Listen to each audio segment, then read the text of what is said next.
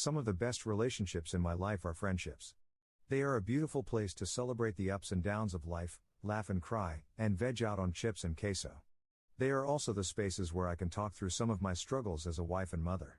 In my younger years, I'd get really frustrated if my conversations with friends about an argument with my husband didn't further confirm that I was right all along. This isn't true friendship, and it's also not helpful. Too often our friendships serve to further our agenda rather than challenge us and help us grow. This is especially true if the conversations we are having with friends are more about degrading our spouse, rather than encouraging growth, understanding, or a new perspective. If my friends and family cheer louder for me than for my marriage, they are definitely not the ones I should be going to for advice. In this season of your marriage, it is vital that you have people who are pushing you towards Jesus and towards your spouse. I was a newlywed when I started working at a new facility. Every afternoon all the staff would gather in the office to wrap up the day, and every day like clockwork, the conversation would immediately shift to conversations about home life. Because most everyone was married, it often became a venting session about spouses. I found myself sitting quietly staring at the computer, intrigued that all of these people were so negative about their husbands, wives, and their home lives. Then, one day, I turned my chair around and joined in. Every day after that, I felt more and more comfortable chiming in. It seemed like innocent camaraderie at first, until I realized on my drive home one afternoon that I was angry and frustrated with my husband for doing things he hadn't even done yet. Communication with friends matters. Conversations you join in or are a part of matter.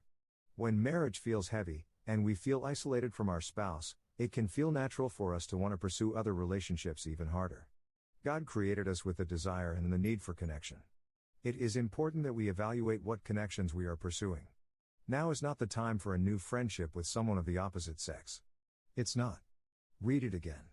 God didn't bring that person into your life to show you what you were missing. He didn't bring in a replacement, and He most definitely isn't saying you married the wrong person. I fought through all of those lies and feelings myself, and I'm encouraging you with my whole heart not to go down that path. Challenge.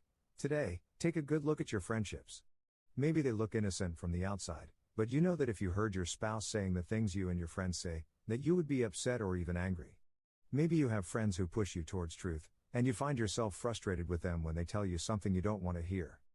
It might be that in your desire for connection, you are pursuing other relationships as friends more than you should. If there are conversations you know you shouldn't be having, put a stop to them now. You are not too far gone to turn around. Commit today to use these words to rebuild your marriage, even if that means starting at rock bottom. Prayer.